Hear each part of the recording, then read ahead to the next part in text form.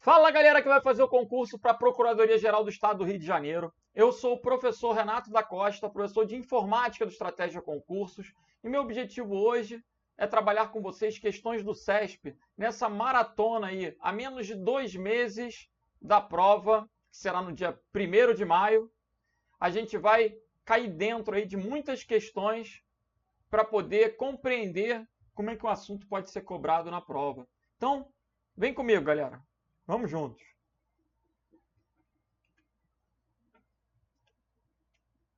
Antes de mais nada, é importante sempre relembrar o conteúdo programático. A gente tem que estar focado naquilo que a banca pede. Item 1. Noções de sistemas operacionais. Windows e Linux. O que eu já posso comentar com vocês? O Windows é um assunto relativamente tranquilo. Você vai focar em gerenciamento de arquivos e pastas, vai focar na interface, na área de trabalho do Windows, na barra de tarefas, nos componentes das janelas. O Linux já é um assunto mais imprevisível. Você deve estudar o básico. Se cair uma questão básica, ótimo. Aí você não pode errar, até porque seus concorrentes têm chance de acertar. Se cair uma questão da NASA, aí você abstrai e continua fazendo a prova. Por quê? Porque o Linux tem centenas de comandos com inúmeras variantes, argumentos, sintaxes que são imprevisíveis. E aí não tem como lidar com o imprevisível, ainda mais há tão pouco tempo da prova.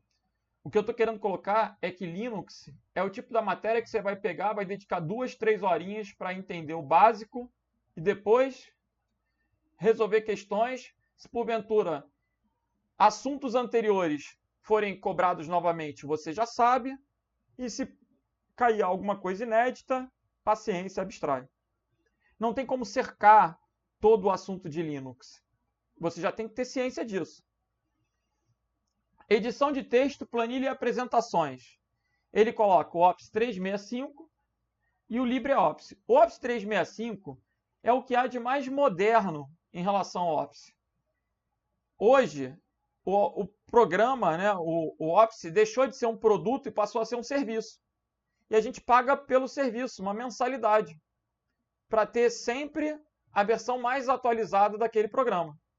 Então, o Office 365 é muito próximo do Office 2016, do Office 2019, para quem porventura tem essas versões instaladas na máquina. Se você tem de 2013 em diante, fica tranquilo que os assuntos são transversais. LibreOffice, ele não especifica a versão. A gente pode estudar qualquer versão, 6 já é suficiente para essa prova. 6.x, 6. Qualquer coisa ou posterior, 7. Agora, rede de computadores. Essa parte ela é teórica e introdutória. O que vocês vão ter que saber? Os tipos de rede com relação ao tamanho. Rede local, metropolitana, extensa. Tipos de rede cabeadas, tipos de rede sem fio. Saber a diferença de uma rede Ethernet, que é a rede que tem aquele cabo par trançado com conector RJ45, para uma rede Wi-Fi que trabalha com rádio. Saber o que é um Bluetooth. Conceitos básicos, ferramentas, aplicativos e procedimentos de internet e intranet. Aqui, em conceitos de internet, entra a arquitetura TCP/IP. E uma série de protocolos. Vocês vão estudar que cada ação na rede é regida por um protocolo de uma pilha chamada TCP/IP. Aí você vai ter que aprender o HTTP, o HTTPS, o SMTP, o POP, o IMAP. Existem vários protocolos, cada um exercendo uma ação. Conceito de intranet. Uma rede privada, voltada para os funcionários de uma instituição que utiliza a mesma tecnologia da internet, oferecendo serviço de páginas, correio eletrônico, chat, os mesmos serviços para o âmbito interno. Programas de navegação, Edge, Firefox, Google Chrome. Programas de correio eletrônico, Outlook Express e Thunderbird. O Thunderbird é um software livre da Mozilla, equivalente ao Outlook. Sites de busca e pesquisa na internet. O que é isso? Google. Você vai ter que conhecer, inclusive, os operadores do Google, os operadores de busca avançada do Google, como é que faz um refino de uma pesquisa, usando aspas, usando hífen, usando operadores booleanos como OR ou é. E comandos. Comandos do Google. Grupos de discussão é conceitual. Redes sociais também conceitual. Computação na nuvem. Assunto bem legal, né? Uma questãozinha certa de aparecer na prova. Dentro de computação na nuvem, a gente tem os tipos de nuvem, as características essenciais, as modalidades de serviço da nuvem. Isso tudo a gente vai lembrar hoje. Conceitos de organização e gerenciamento de informações, arquivos, pastas e programas. Esse é um assunto relacionado aos sistemas operacionais, ao Windows, ao Linux. Noções de vírus ou armas e pragas virtuais. Essa parte você pode obter com facilidade lendo a cartilha, www.cartilha.cert.br. Tem como fazer o download de um livro nesse endereço e estudar a partir da cartilha. Bem legal. Aplicativos para segurança, também conceitual, antivírus, firewall, anti-spyware. Procedimentos de backup, conhecer os tipos de backup. Backup completo, incremental, diferencial, diário, de cópia. E armazenamento de dados na nuvem, principalmente entender quais são os serviços de armazenamento de dados na nuvem. Dropbox, OneDrive, Google Drive. Em que categoria, em que modalidade de serviço se enquadra. Ou seja, o item 5.5 está relacionado com 3.7. Recomendo também que vocês baixem o material do Guia Foca, guiafoca.org. Esse Guia Foca é um material de Linux. Lá tem livros para iniciante, intermediário e avançado. Se contenta em baixar o de iniciante e usa como um material de referência. Eu uso o Guia Foca como um dicionário. Você fica lendo o dicionário o dia inteiro? Meu filho, só se não tiver nada para fazer, né? O Guia Foca idem.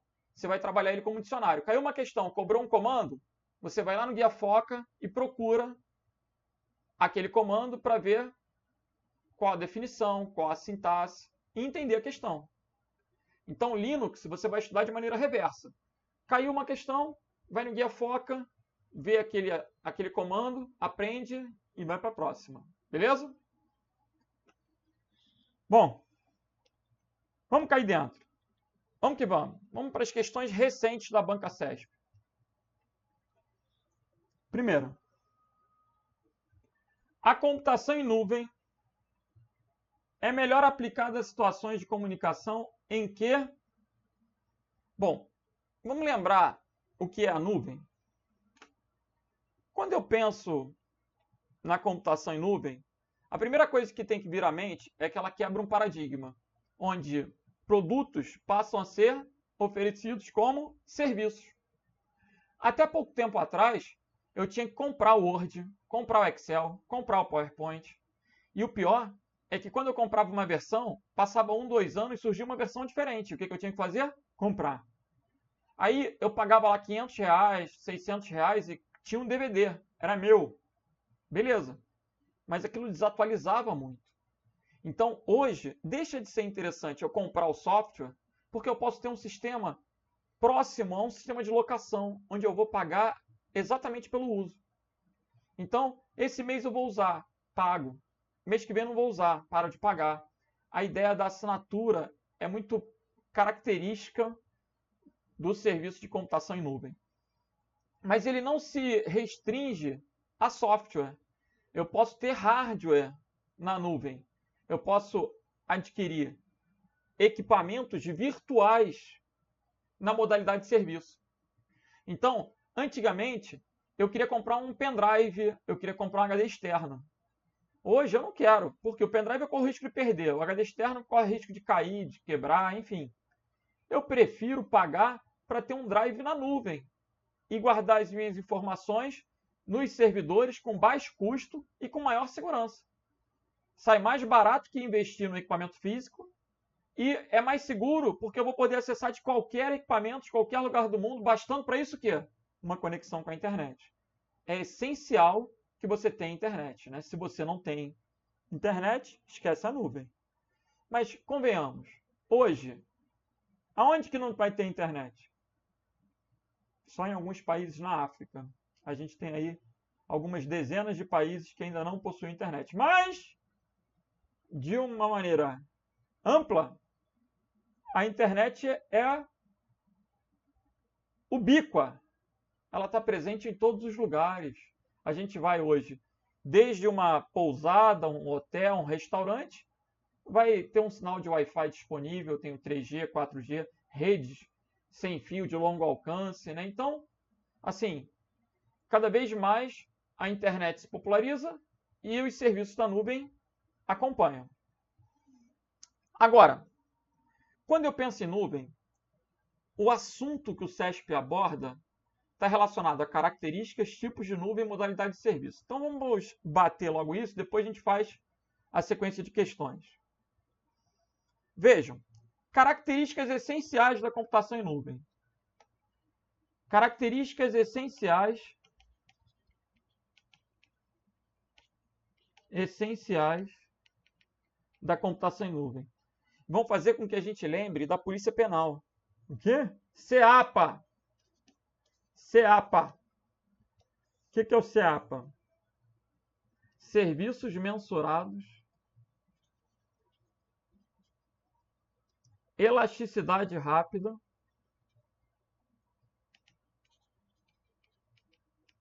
autosserviço sob demanda,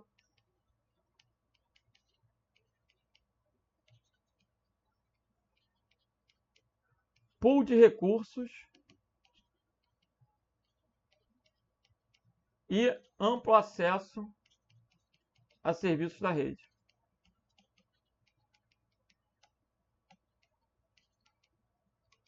Esse pool de recursos pode vir na prova como agrupamento de recursos. Vamos lá, serviços mensurados. O provedor é que mantém o data center. Data center é o local onde ficam fisicamente os equipamentos da nuvem. Em algum lugar, a nuvem vai ter que estar sediada, vai ter que estar hospedada, armazenada.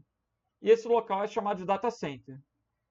A empresa que oferece os serviços da nuvem, ela consegue medir a necessidade de recursos, mensurar os recursos que ela vai precisar. E dessa forma, você vai ter acesso a recursos que são virtualmente ilimitados. Não entendi. O quanto eu precisar, aparentemente, está disponível para mim. Não há um limite. Depende de quanto eu demande e de quanto eu esteja disposto a pagar, né? Porque eu vou ter um sistema de locação. Então eu posso ter muito armazenamento, eu posso ter muita capacidade de processamento, eu posso ter muita memória, muita velocidade de rede. Eu vou poder contratar inúmeros serviços. E esses serviços vão ser todos o quê? Medidos, mensurados. Essa é uma característica da nuvem. A ideia de elasticidade rápida. Elasticidade rápida está associada a pagar efetivamente por aquilo que você vai precisar usar. Imaginem, antes, eu preciso de 3 terabytes. Aí eu vou na loja e compro um HD de 2. Aí eu tenho que comprar outro HD de 2. Se eu venho demandando, eu preciso de 3, eu vou ter um desperdício aqui de 1, porque eu estou precisando de 3. Aí, de repente, eu preciso de 4,1. O que vai ter que acontecer? Eu vou ter que investir para comprar mais 2, porque os HDs são de 2 em 2. Eu estou tentando mostrar que a escalabilidade, quando a gente não tem nuvem, ela acaba implicando o quê? Desperdícios. Agora, na nuvem, eu vou pagar efetivamente pelo que eu estou usando. Se amanhã depois diminuir, eu vou pagar exatamente por aquilo que eu estou usando. Então, uma característica da nuvem é a elasticidade rápida. Autosserviço sob demanda. O serviço tem que estar sempre disponível quando a pessoa for realizar a atividade. Autosserviço sob demanda. Agrupamento de recursos é uma característica que vai, inclusive, reduzir custos. porque um mesmo disco, um mesmo equipamento pode ser usado por muitas empresas, por muitas pessoas no conceito da nuvem. Os recursos eles são compartilhados e dessa forma o custo é reduzido. Veja, um exemplo clássico. Aqui eu estou dando aula usando um monte de programas. E aí vocês estão vendo aqui, a utilização da minha CPU é alta, né? Mas ainda assim está lá 60%. Se eu não estivesse fazendo nada, é possível que a minha CPU estivesse lá com utilização de 10%, 15%. E está gastando luz da mesma forma que uma máquina que está com 100%. Olha o que eu estou querendo colocar. Quando a gente agrupa recursos, eu posso ter um monte de máquinas virtuais dentro de um computador e aí explorar melhor a capacidade computacional daquele equipamento. Só quando chegar a 100% naquela máquina, liga a outra, gerencia energia. Então, os recursos vão ser muito melhor gerenciados justamente para que possam ser ofertados com menor custo. A gente às vezes fica pasmo. Como é que uma coisa alugada pode ser mais barata do que uma coisa comprada? Por quê? Porque ela vai ser gerenciada, né, para estar sempre sendo utilizada por alguém e dessa forma reduzir os custos. Legal. Esse é o agrupamento de recursos. E o amplo acesso ao serviço da rede é fácil. Por quê? Eu posso acessar a internet de qualquer equipamento, bastando para isso ter internet e o navegador. Pode ser de um smartphone, de um tablet, pode ser do Windows, do Linux, do Android, qualquer equipamento. Tem uma conexão com a internet, tem um navegador, vai poder desfrutar dos serviços da nuvem. Beleza? Agora, saindo das características essenciais e partindo para os tipos de nuvem. Se o examinador perguntar quais são os tipos de nuvem existentes, existe nuvem pública, nuvem privada, nuvem comunitária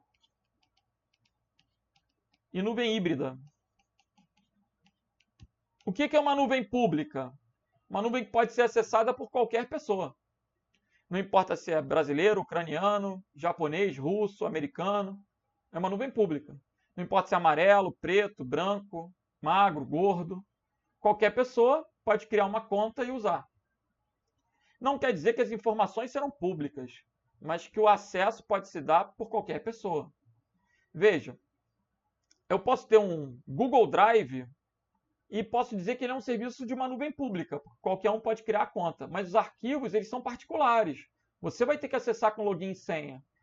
Se alguém tentar se fazer passar por você, você ainda recebe notificação. A segurança é absurda. Você tem que autenticar no celular, tem token, tem senha, verificação em 2 fatores, né? A segurança. O que caracterizou o público é que qualquer um pode entrar. Lembrando que público não necessariamente é gratuito. Pode até ser um serviço pago, mas se qualquer um puder pagar, é público. Legal. Agora, a nuvem privada ela é exclusiva para os funcionários de uma instituição. Não se confunde com a internet. Ou melhor, não se confunde com a intranet. São coisas distintas. A intranet também é exclusiva para os funcionários da instituição. Beleza. Mas a intranet não necessariamente vai usar a nuvem. Ela pode usar a nuvem, mas são coisas separadas, são conceitos diferentes. Uma nuvem privada vai ser a oferta de um software ou de um equipamento, de um servidor, que seja apenas para uma empresa, apenas para uma instituição. Legal? E esse acesso vai se dar através de quê? Da internet.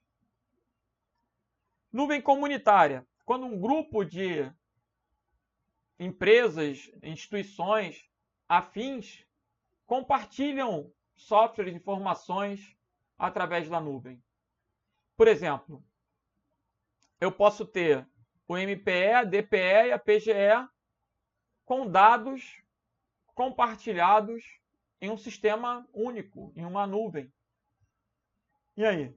Eu posso ter, talvez, procuradorias diferentes compartilhando de um sistema único.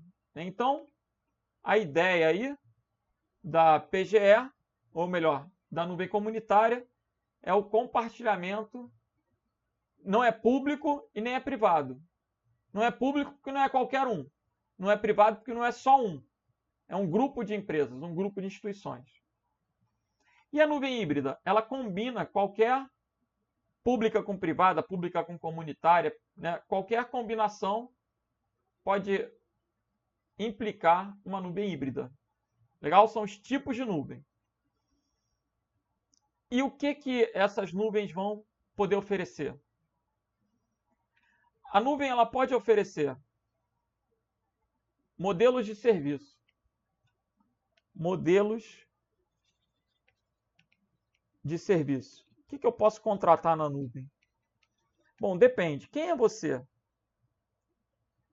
Você é um usuário? Ou você é um programador, um desenvolvedor? Ou você é o gestor lá da TI? Quem é você? Bom, a empresa que oferece serviços é chamada de provedor. Um provedor ele pode oferecer infraestrutura como um serviço, plataforma como um serviço ou software como um serviço. Então, você tem que saber que IaaS é infraestrutura como um serviço. PaaS é plataforma como um serviço. Como um serviço é as a service. E o SaaS é software como um serviço. O desenvolvedor ele pode consumir infraestrutura e consumir plataforma. Ele vai consumir infraestrutura e plataforma para criar uma nova aplicação. O usuário final, ele sempre consome software. Não entendi. Vai melhorar, vamos lá. Quando eu penso em infraestrutura, a infraestrutura está próxima do hardware. Aqui, o objetivo é a hospedagem. Então, imaginem que eu quero criar um serviço na nuvem para concurseiros. O que eu vou precisar? Eu vou precisar ter uma infraestrutura para hospedar o serviço, eu vou precisar ter uma plataforma para desenvolver, para construir. Eu quero passar minha ideia para um programa. Então, você vai utilizar uma plataforma para isso. E quando você tiver essa solução pronta, você vai ofertar ela como SaaS. Tanto as empresas como os desenvolvedores podem criar novas soluções. SaaS. Software como um serviço. E o usuário final, ele sempre consome SaaS. Observem que eu tenho hospedar, construir e consumir. Seriam verbos aí para cada uma dessas modalidades de serviço. O que pode causar uma estranheza, o que pode implicar erro na prova é o seguinte. Quando eu penso em armazenamento por parte do usuário final, a gente tem soluções de software, tipo o OneDrive, Dropbox. São serviços prontos para o usuário final. Então, são SaaS. Quando eu falo em hospedar, o OneDrive hospeda. Beleza. Mas essa hospedagem aqui é definir o tamanho do HD ou do SSD virtual. É definir o tamanho do processador. Tamanho é a capacidade, o modelo do processador, o quanto de memória. Aqui, em infraestrutura, só quem manipula isso é quem trabalha com máquinas virtuais. Normalmente, é a galera que de fato gerencia os recursos da instituição. É aquele profissional da área mesmo, que vai criar as máquinas virtuais, instalar os sistemas, para que as pessoas, os usuários finais, possam utilizar o software. Então, não é qualquer tipo de hospedagem que vai ser infraestrutura. Se for hospedagem dos meus arquivos enquanto usuário final, isso é software. Agora, escolher o HD, escolher o SSD, o tamanho, escolher qual processador, qual sistema operacional. Isso é característica da infraestrutura, onde a gente vai criar o quê? As máquinas virtuais, onde a gente vai alocar. Né? Lembre-se que é sempre um esquema de locação. A gente vai alocar máquinas virtuais na infraestrutura. A plataforma é para construção, desenvolvimento e o software para serviços, para software usuário final. Legal. Vamos para as questões agora. Até que enfim. Vamos para a primeira. A computação em nuvem é melhor aplicada a situações de comunicação em que? É melhor aplicada em comunicação em que a conexão com a internet seja instável. Se a conexão é instável, a nuvem não vai funcionar corretamente. Eu preciso ter uma conexão robusta, forte, para que o serviço seja confiável. Instável está errado, tem que ser estável. Legal? Para que seja aplicada às situações de comunicação. Letra B. Várias aplicações de recursos sejam remotamente, lembrando que remotamente é a distância, usados como se estivessem armazenados no computador do usuário. Esse é o gabarito. Na computação em nuvem, eu vou ter acesso a recursos virtualmente. Eles não vão estar na minha máquina, mas eu vou usá-los como se estivesse, através da internet. Aí eu vou poder usar os softwares como se estivessem instalados na minha máquina, vou poder usar discos, máquinas virtuais. Letra C. Os recursos de que se necessitam estejam todos localizados ou instalados na mesma máquina. Gente, se tiver na mesma máquina, não está na nuvem. Porque o conceito de nuvem está vinculado ao acesso remoto, através da internet. Então, na mesma máquina é local. Local não é nuvem. Quando eu penso em nuvem, eu vou pensar em acessar através da internet. Olha o enunciado. A computação em nuvem é melhor aplicada a situações em que o site que se deseja acessar esteja muito longe. Ué, qual é a diferença do site estar longe ou perto? Porque a velocidade de tráfego da informação na internet independe dessa distância física, né? Assim, é muito rápido. Então, não importa se eu estou acessando um site no Japão ou um site em São Paulo. Ah, lógico que fisicamente é possível que São Paulo seja mais rápido, mas são milissegundos. Eu não vou conseguir, não vai impactar na minha comunicação.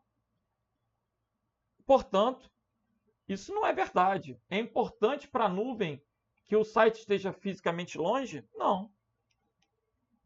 Gabarito aí, letra B de bravo. Vamos para a próxima.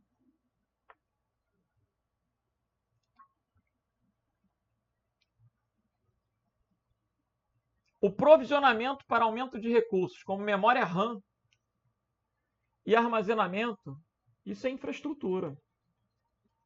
Memória principal, processador, armazenamento mesmo HD, SSD, isso é uma característica de infraestrutura e não de plataforma. Plataforma é para construir, desenvolver. Por isso a questão do Banco de Sergipe está errada. Legal. Para que ela ficasse correta, tinha que estar o quê? Infraestrutura. A plataforma contém os componentes básicos da TI e oferece o mais alto nível de flexibilidade e controle de gerenciamento sobre recursos de TI no que diz respeito à computação em nuvem. Galera, a plataforma contém os componentes básicos da TI? Não. Quem tem componentes básicos da TI é a infraestrutura. Por isso a questão está errada. Na infraestrutura, eu vou ter, de fato, gerenciamento sobre os recursos físicos que vão estar sendo usados, ainda que virtualmente. Mas a questão está errada. Olha a PRF. Identifica-se software como um serviço quando um provedor de serviço oferece acesso a um ambiente baseado em nuvem, no qual os usuários podem construir e disponibilizar aplicativos. Se ele pode construir e disponibilizar aplicativos, ele está usando um serviço de plataforma. E aí, quais são exemplos de plataformas? Ah, pessoal, isso também é interessante. Um grande exemplo de plataforma, de ferramenta para desenvolvimento, é o Windows Azure. Olha comigo. Vamos entrar aqui no navegador, rapidamente. Eu vou mostrar para vocês o site do Windows Azure. Se cair na prova, você tem que saber classificar. O que eu posso fazer? Crio na nuvem uma conta gratuita do Azure. Aí o que a gente vai poder fazer? Crie experiências móveis multiplataforma, impulsione inovação de aplicativos, crie sites escalonáveis e cargas de trabalho na web. Ah, ele vai permitir a criação de máquinas virtuais, então ele também é infraestrutura. Não são excludentes. Um provedor pode servir infraestrutura, plataforma, software, mas você precisa compreender que a ideia do Azure é que você crie aplicações. Então, vamos voltar? A questão da PRF está errada.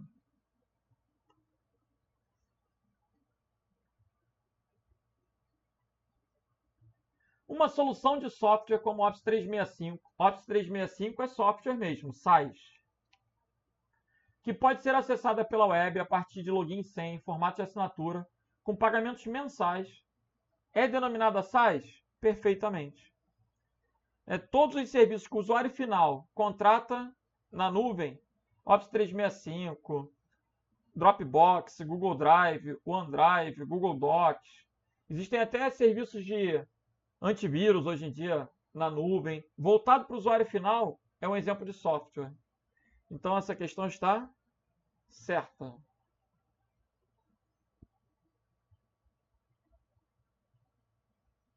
O aumento ou a redução rapidamente. Aumentou ou diminuiu? Aumentou ou diminuiu? Na capacidade de recursos computacionais como processador sob demanda. Ah, no final do mês eu processo muito. Depois eu passo o mês inteiro sem usar. Eu vou pagar só pelo uso.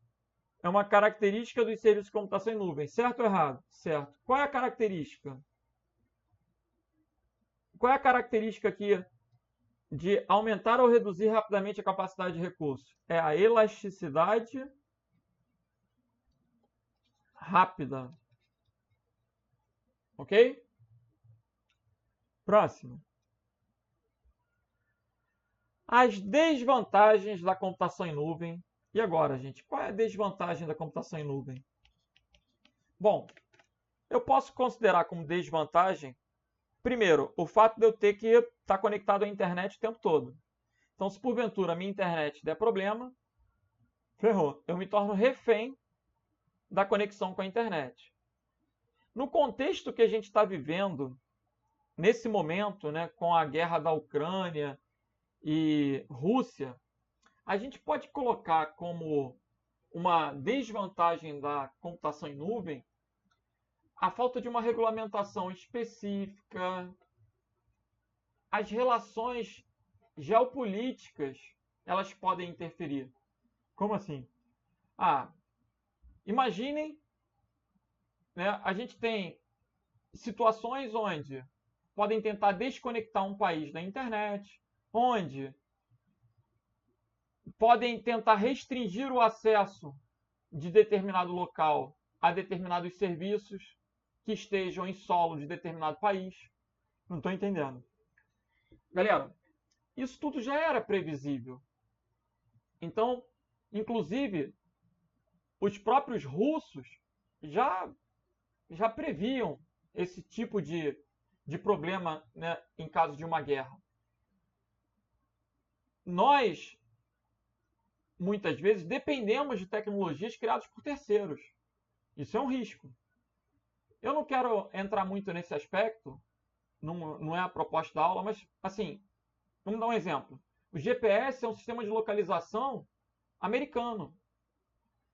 Se o russo usasse um sistema de GPS, o americano poderia desligar o GPS para aquela utilização e, com isso, como é que eles iam operar determinados equipamentos. Então, eles têm um serviço próprio de localização que não se chama GPS. Eles desenvolveram isso. No Brasil, agora é o que interessa. Existem instruções normativas para que as organizações federais, por exemplo, mantenham as suas informações em nuvens dentro do próprio país. Então, na hora de contratar um serviço da nuvem, a gente tem que ter a certeza de que o data center vai estar hospedado fisicamente no nosso país. Por quê? Imaginem que eu contrato a Google e a Google hospeda as minhas informações em um servidor americano. Lá, eles podem criar leis anti-terror, anti-isso, anti-aquilo, e vasculhar as informações a bel prazer. E isso comprometer a minha privacidade. Então, assim, a gente está falando de problemas da computação em nuvem. Um problema é a falta de conexão com a internet. Eu me torno refém da conexão com a internet. Outro problema, eu posso considerar alguma coisa relacionada ao quê? À geopolítica. Beleza? Então, cada vez mais se estimula que nuvens governamentais estejam fisicamente dentro do próprio país, para que a regulamentação daquele país possa ter controle sobre o acesso àquelas informações. Legal? O CESP é uma banca um tanto diferente. Eles inovam muitas vezes, eles cobram questões baseadas em cenários. Não me surpreende se isso virar uma questão de prova. Bom, vamos ver. As desvantagens da computação em nuvem incluem a inflexibilidade relativa ao provisionamento de recursos computacionais. Gente, a inflexibilidade...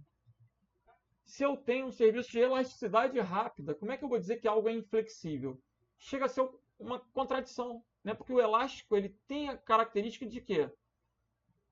De se ajustar, né? De ser flexível, de ser resiliente. O elástico ele vai e volta, ele é flexível. Então a computação em nuvem tem característica de elasticidade rápida. Logo, é flexível e não inflexível. Essa questão está errada. Mas por que essa questão caiu assim? De onde que ele tirou isso? Existe uma diferença entre a computação em nuvem e a terceirização. Uma terceirização simples, que pode vir na prova como outsourcing, ela implica em contratos rígidos. Então, eu poderia colocar aqui as desvantagens da terceirização de serviços de TI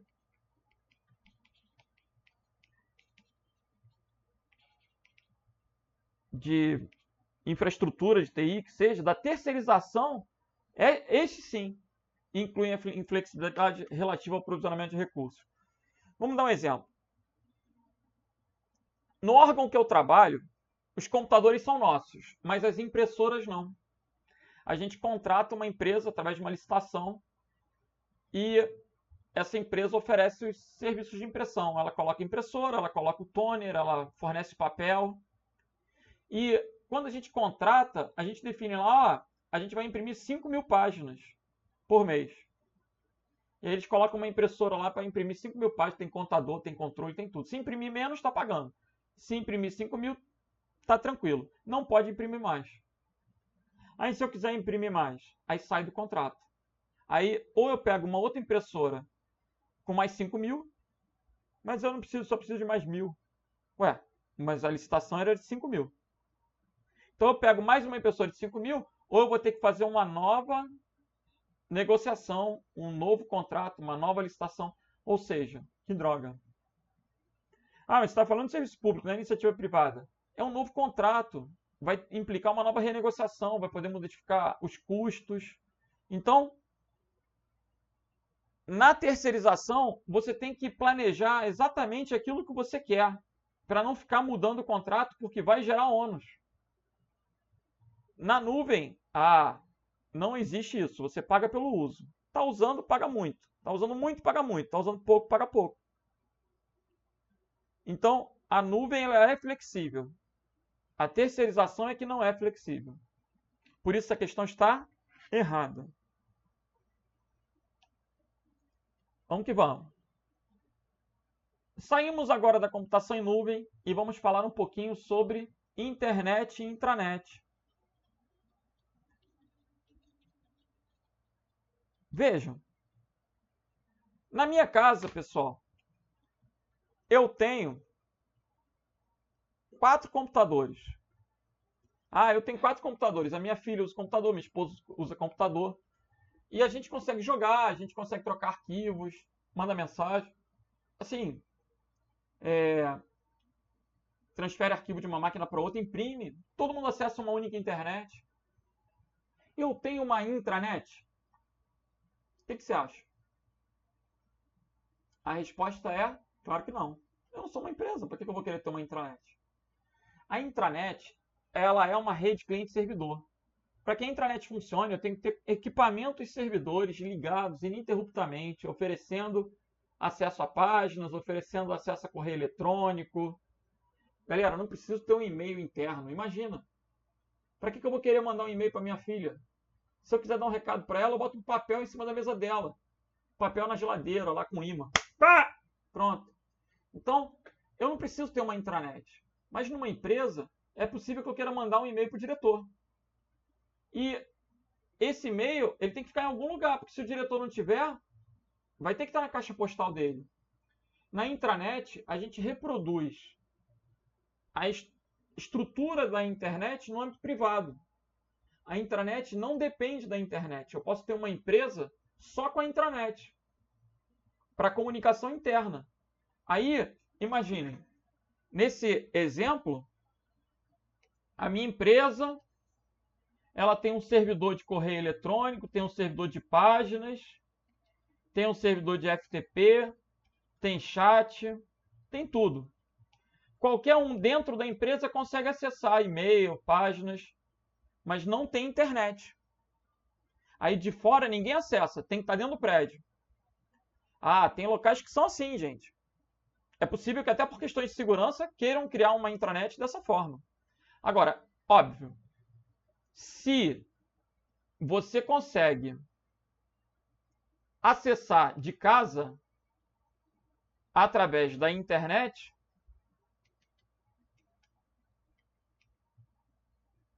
você sendo um funcionário, nesse período de pandemia, a gente teve muito home office. E aí o funcionário acessava a intranet através da internet. Essa modalidade de acesso utiliza uma tecnologia chamada VPN, rede privada virtual. É possível acessar a intranet através da internet? Sim. É necessário que haja internet para que haja intranet? Não. Outra coisa que vocês têm que se atentar, né? O CESP gosta muito dessas expressões. É possível, é suficiente. Isso é português, hein? É necessário.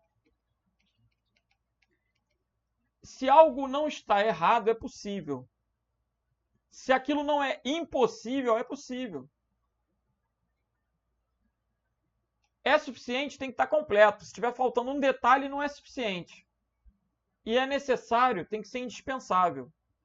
Se tiver uma alternativa, não é necessário. Como assim? Se o carinha perguntar, para acessar a internet precisa ter telefone? Tá errado. Eu posso acessar a internet sem ter telefone, via TV a cabo. Agora, se ele falar, para acessar a internet é necessário TCP/IP? Tá certo. Porque sem o TCP/IP, sem conectividade. TCP/IP é o protocolo padrão de comunicação da internet. Para acessar páginas, eu preciso ter um navegador? Sim, é necessário que haja um navegador. Legal? Senão você não vai conseguir visualizar as imagens das páginas, ainda que você tente por linha de comando. Bom, vamos lá então. Vamos voltar. Sendo HTTPS, o que é o HTTPS? HTTPS é usado sempre que a gente acessa a página de um banco, acessa uma página segura que vai colocar um dado de cartão de crédito, um dado sensível. Né? Existe o HTTP e existe o HTTPS. O HTTP é para acesso a páginas, mas não tem segurança. O HTTPS é para acesso a páginas seguras. Ok? O HTTPS é para acesso a páginas seguras. E quando eu falo seguras, com uso de criptografia.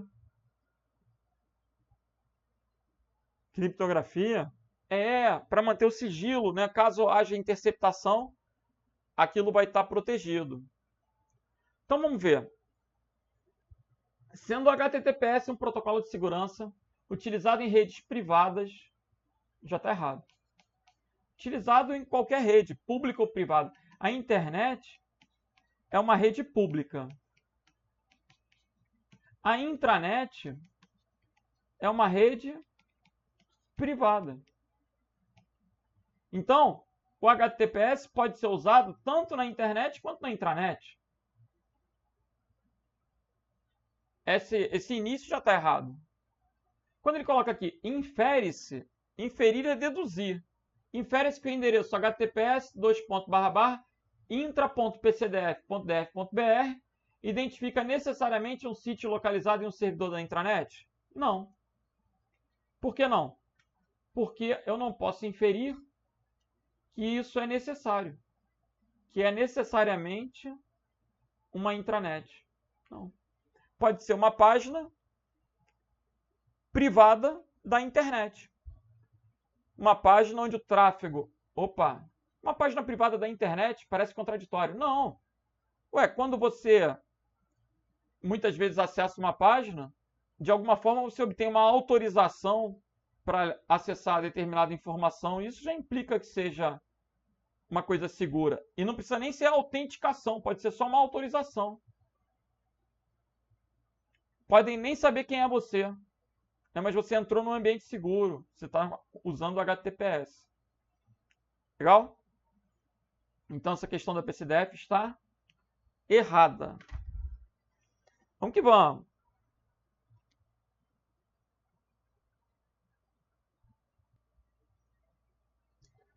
Vamos lá, questão do DPEM. Sendo o HTTPS um protocolo de segurança, a gente já viu que o HTTPS ele combina o uso do HTTP com criptografia. Na verdade, ele combina o HTTP com um protocolo chamado SSL ou TLS. Esses protocolos são os protocolos criptográficos que provêm segurança. Galera, essa questão é repetida, né? É repetida.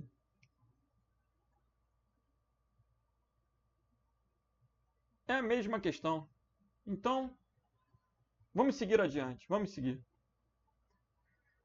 Polícia Federal, se quando do acesso ao site www.gov.br/pf/pt-br, na versão mais recente do Chrome, em qualquer navegador, pessoal, sempre que você utiliza o HTTPS, na barra de endereços aparece um cadeadozinho fechado, seja de um lado ou do outro, mas vai aparecer um cadeadozinho fechado.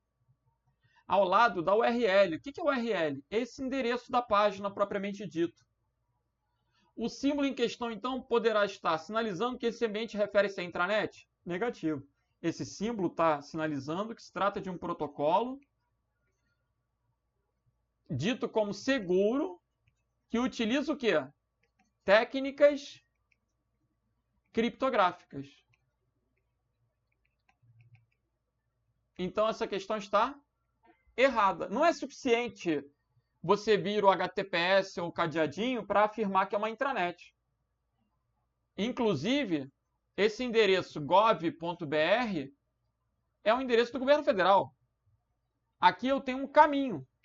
Tudo que vem depois da barra a gente chama de caminho. Uma estrutura de diretórios para alcançar um recurso, um arquivo qualquer. Então essa questão está errada. Aí a gente sai um pouquinho da internet e vai para o Linux. Lembrando que, nesse momento, eu recomendo que vocês acessem o Guia Foca. Entra lá no guiafoca.org, baixa o PDF e, baixando o PDF de iniciante, vai estudar o comando pwd. Observem que o examinador ele quis confundir pwd com pswd. Por quê? A sintaxe é parecida. A grafia é parecida, no sentido de pwd sugere password, mas password é pswd. O que é pwd? É Path Writer Directory.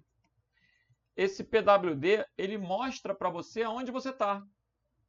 Porque o Linux, diferentemente do Windows, do DOS, né, aquela tela preta do Linux, ela tem um prompt, mas que não necessariamente vai te mostrar exatamente o caminho onde você está. Então, quando você coloca pwd, ele vai colocar lá, por exemplo, /home, /renato.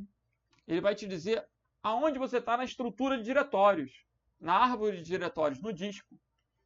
Escreva o caminho do diretório. Pathwriter Directory é o comando pwd. Já o pswd, esse sim, é para troca de senha, que é de password, né? Então, o comando pwd é utilizado para realizar a troca de senha. Essa questão está errada e é uma pegadinha clássica. Esse tipo de questão, essa questão em particular, você não pode errar.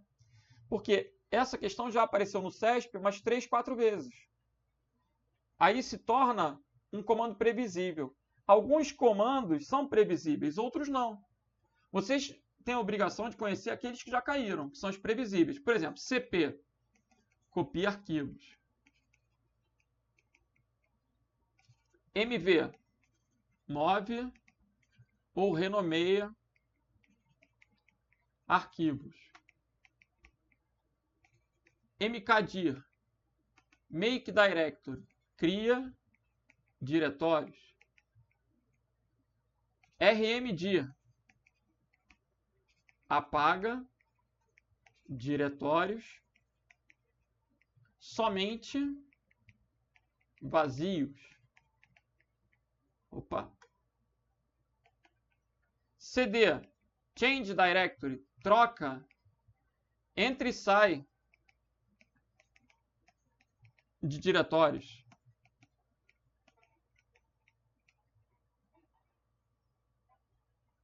rm, remove, exclui arquivos ou diretórios.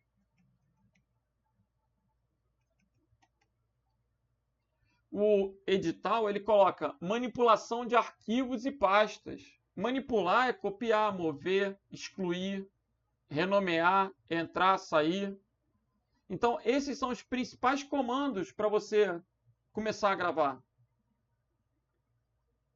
Esses vocês já podem tirar um print e decorar. Legal? O Linux implica que você decore comandos. Ainda que ele tenha uma interface gráfica para uso com mouse parecido com Windows, ela não cai.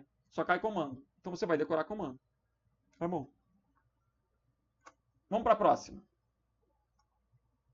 O comando ls. O comando ls é para listar. Lista o conteúdo de um diretório. Aí é que entra o problema. Por quê? Ele coloca o ls e coloca um "-l" do lado. "-l". E existem vários parâmetros. Isso aqui é um parâmetro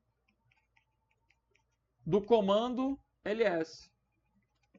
E existem muitos parâmetros. Qual que vai cair na prova? Não sei. Tu vai conseguir decorar todos? Acho que não. Pelo tempo até a prova, você não vai conseguir decorar todos. Mas, bom, o "-l" é para mostrar o formato longo. Está onde isso? No Guia Foca. Se eu quisesse visualizar todos os arquivos, até mesmo os ocultos, eu tinha que colocar ls, né? Porque os comandos são sempre com letra minúscula. Então, ls -a. O A é de all, para mostrar o quê? Todos. Resumindo, essa questão está errada. Para que ela ficasse correta, tinha que ser o quê? ls -a. Professor, todo comando com letra minúscula? Todo comando é com letra minúscula. PWD, todo comando no Linux é com letra minúscula. E o Linux ele é case sensitive, ele faz diferença entre maiúsculas e minúsculas. Legal? Diferencia, isso. Saindo do Linux, partindo um pouquinho para o Windows. E aí a gente vai trabalhar algumas questões da prova do IBAMA, que é bem recente, de 2022, né? Vamos ver. No Windows Explorer, no Windows, o explorador de arquivos, que é o programa que sucede o Windows Explorer, é a mesma coisa. É a ferramenta de gerenciamento que contém a lista de pastas ou diretórios do lado esquerdo, um painel de pastas, em que se encontram os arquivos do sistema operacional e do usuário. Gente, se eu selecionar a pasta arquivos, eu vou ver, se eu selecionar a pasta Windows, eu vou ver arquivos do sistema operacional. Se eu selecionar a pasta documentos, imagens, eu vou ver arquivos do usuário. Então, no disco, a gente tem arquivos de programas, arquivos de sistemas operacionais, arquivos de dados do usuário. No Windows Explorer, ou no explorador de arquivos, a gente visualiza, sim, a lista de pastas de diretórios, onde os arquivos vão estar contidos. Essa questão é certa. Só para ilustrar, esse é o explorador de arquivos. Aí eu tenho inúmeras pastas aqui, de sistema, inclusive, para que eu possa visualizar. O Windows, usuários, arquivos de programa. Então a questão é certa. Vamos para a próxima. Agora partindo para o Word. No Microsoft Word, para inserir uma tabela como imagem, é possível isso? Eu posso colar especial, eu posso copiar e colar especial como uma imagem. É possível colar alguma coisa como uma imagem. É necessário que a tabela esteja em formato XLS? Não.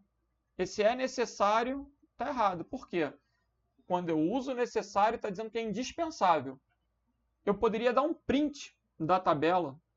E a tabela pode estar em qualquer... Pode estar no PDF da vida, em qualquer lugar. Eu posso printar a tela e colar como uma imagem. Posso apertar a tecla Print Screen. Ele vai tirar uma foto, um instantâneo da tela, e aí eu vou poder colar como uma imagem. Então não é necessário que ele cole, que seja um arquivo do Excel, né? XLS é a extensão do Excel velho. No Microsoft Word é possível inserir uma tabela. Eu posso inserir a tabela como imagem? Posso. Se eu inserir como imagem, ela não vai poder ser modificada. Mas para que eu insira como imagem, não é necessário que seja um arquivo oriundo do Excel. Inclusive, ó, deixa eu mostrar para vocês, isso pode ser interessante.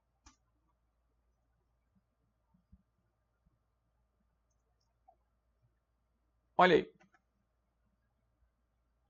Vou criar uma tabela rapidinho. Inserir, tabela, tabela. A, B, C, D. Legal. Selecionei, copiei, Ctrl C. Agora, eu vou colar, só que na hora de colar, eu vou colar especial, eu vou escolher o quê? Imagem. Porque eu quero colocar uma imagem. Ele colou a tabela como uma imagem. Agora eu não consigo mais editar isso. Não consigo escrever no que está dentro. A vantagem da imagem é que eu vou poder aumentar, diminuir, do jeito que eu quiser. Colocar em qualquer parte do texto. Mas virou uma imagem. E não foi necessário pegar do Excel. Então, o necessário está errado. Vamos para a próxima. No Microsoft Word, o layout de uma página na orientação paisagem. O que é paisagem? Deitado. A gente tem retrato em pé e paisagem deitado. Permite a visualização do documento na tela vertical? Não, vertical é retrato. Vertical é retrato. Essa questão está errada e essa questão foi dada, né? Esse assunto é um assunto bem elementar, bem básico. Então, errada a questão. Vamos saindo do Word e vamos para o Edge. No navegador, é possível optar pela navegação em private, que é uma navegação privativa. Também pode ser chamada de navegação anônima, dependendo do navegador. No Chrome é anônima. Nessa navegação anônima, que no Edge e no Chrome podem ser acessadas com Ctrl+Shift+N, quando você navega em modo anônimo, você não deixa rastros na máquina. Então, a consulta das páginas que você fez não vai ficar armazenada na máquina. É feita sem que sejam armazenados históricos de endereço ou cookies, por exemplo. Questão certa. O que é interessante? É interessante que você entre no navegador, acesse a navegação anônima com Ctrl+Shift+N e leia o que a navegação em private faz e o que ela não faz. Normalmente o examinador pega trechos dessa própria tela. Eu estou na tela principal da navegação anônima. Apertei lá Ctrl+Shift+N, apareceu aqui em private, e ele vem dizendo o que ele faz. Ele exclui informações de navegação quando você fecha a janela, ele impede que pesquisas do Bing sejam associadas a você, salva favoritos e download. O que ele não faz? Ele não oculta a sua navegação da escola, do empregador ou do provedor. Esses vão saber o que você está acessando. O anonimato é da máquina, não é na rede. Então, vale a pena aprofundar esse assunto. E o que é o Windows Defender? É uma central de segurança que tem antivírus, anti-spyware, firewall.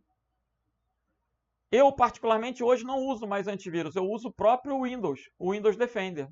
Porque ele já vem com o sistema operacional e, para mim, é eficaz. O Windows Defender pode ser utilizado para dar segurança por meio tanto de firewall quanto de um sistema anti-malware, que é um antivírus. Anti-malware e antivírus são equivalentes. Essa questão está certa. O Windows Defender é uma central de segurança. Agora, esses tipos de malware vocês vão estudar através da cartilha. www.cartilha.cert.br. Cert com T mudo. E aí vocês vão ver que o ransomware é um tipo de malware, não é um vírus. Mas eu vou analisar melhor a questão para ver se o CESP está generalizando o conceito de vírus ou não. Porque a banca às vezes faz isso. Eu sei que a terminologia correta é malware, mas algumas vezes a banca confunde vírus com malware. Vamos ver então, o que é um ransomware? Ransomware é um programa que está na moda. Ele criptografa os dados da máquina do usuário e cobra resgate. Aconteceu isso recentemente nas lojas Renner. Elas ficaram, inclusive, fechadas durante alguns dias. O invasor criptografou todos os dados dos servidores e cobrou bilhões para liberar o acesso. Bilhões? Bilhões. É lógico que a Renner não pagou bilhões. Não se sabe exatamente se ela pagou e quanto ela pagou. Mas o que se sabe é que ela teve trabalho, porque ficou dias sem sistema lá, dias sem acesso às informações. Qual é a solução? A solução para isso é ter backup. Se você tem backup, você apaga tudo e restaura o backup limpo. Se você não tem backup, ferrou. Então, o vírus do tipo ransomware é um código malicioso que executa tarefas indesejadas no computador sem conhecimento do usuário. Não, galera. Quem faz isso é o cavalo de Troia. Na verdade, o cavalo de Troia se faz passar por um aplicativo útil, né? E engana a pessoa. O vírus, ele é caracterizado... O que difere o vírus do cavalo de Troia é que o vírus se insere em um arquivo existente na máquina do usuário. Aqui, pessoal, aqui está muito genérico. É um código malicioso que executa tarefas indesejadas. Todo código malicioso age de forma indesejada, sem o conhecimento do usuário. Pode ser um vírus, pode ser um cavalo de Troia, pode ser qualquer coisa. Só não é um ransomware, porque o ransomware ele é marcado pela criptografia dos dados e pela cobrança do resgate. Ok? Então essa questão está errada.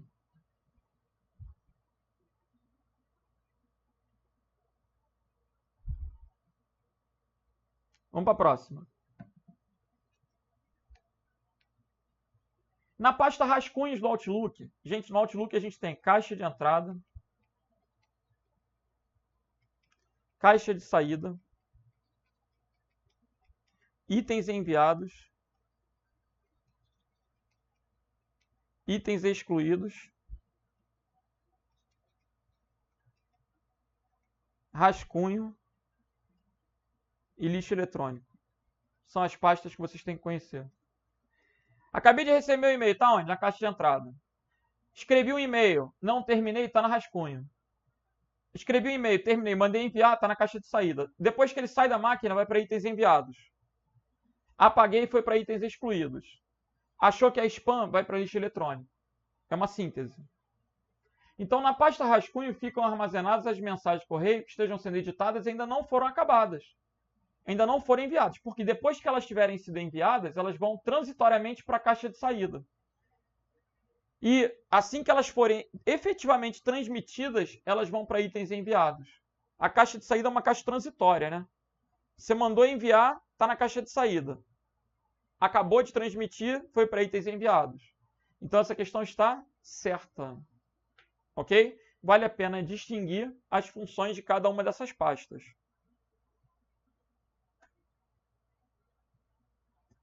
Mais uma. No Outlook, é possível enviar uma mensagem de forma oculta para o usuário, sem que se exiba o endereço do remetente? Então, galera, a gente sabe que existe o CCO, mas o CCO é um destinatário. No Outlook, é possível enviar uma mensagem de forma oculta, sem que se exiba o endereço do destinatário. O remetente ele vai ficar visível. Então essa questão está errada. Há maneiras meio hacker de você enviar e-mails anônimos. Entrar em sites que tem e-mail anônimo para enviar e tal. É possível enviar um e-mail anônimo, mas não no Outlook. No Outlook você tem que criar uma conta de e-mail para poder usar. Você tem que ter uma conta de e-mail para poder usar. E aí você pode colocar o destinatário no CCO, mas não confunda o destinatário com o remetente. O destinatário vai saber que foi você que mandou a mensagem. Beleza? Então essa questão está errada. E com isso, a gente vai fechando essa maratona exclusiva para a PGE do Rio de Janeiro. Eu aproveito a oportunidade para convidá-los a me seguirem nas redes sociais. O meu Instagram é @prof.renatodacosta. Então, segue lá no Insta, segue no YouTube. Eu tenho um canal no YouTube com bastante coisa interessante. Um canal no Telegram, onde eu coloco os materiais. Enfim, sigam-me nas redes sociais. Um grande abraço para todos e até a próxima. Valeu, galera! Fui!